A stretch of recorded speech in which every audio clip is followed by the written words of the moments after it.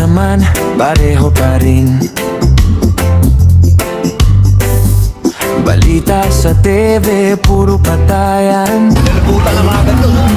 May babaeng palutang-lutang sa gilid ng baybayin. O kaya nito, Oo nga, no? nasan kayo? Nasaan ang pagbabago ng Pinas? Paulit-ulit na pangakong di tumatama. Ilang boto pa ba ang masasayang lang bago may kumilos para sa iisang bayan? Nasaan ang pagbabago ng Pinas? Kung ang pangako mo'y walang lunas, ilang salita pa ba ang panghawakan bago mo ito bibitawan at gawin kaginhawaan? Kalason! Puno ng putik basura.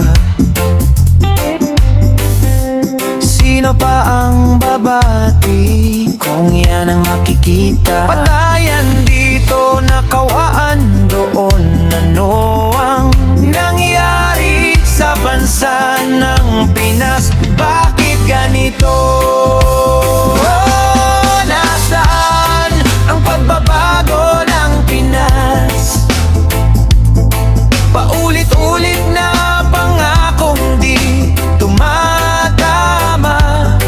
Ilang boto pa ba ang masasayang lang bago may kumilos para sa isang bayan? Nasaan ang pagbabago ng Pinas? Kung ang pangako mo'y walang lunas, ilang salita pa ba ang panghawakan bago mo ito bibitawan at gawin kaginhawaan?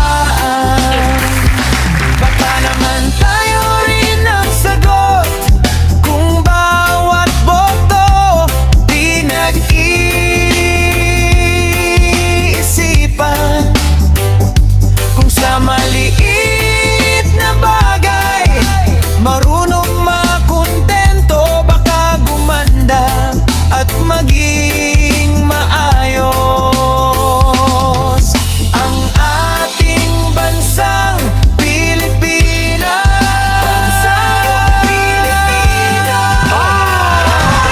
Nasaan ang pagbabago ng Pinas? Kung tayo ay nagbulog, bulagan, simula sa bahay, sa sala, sa kanto, sa paraan ng pagtingin sa kapwa-tao. Nasaan ang pagbabago ng Pinas? Kung sabay-sabay tayong lumakad at lumaban, baka bukas paggising mo sa umaga may konting liwanag sa ating bayan. At dahil dyan,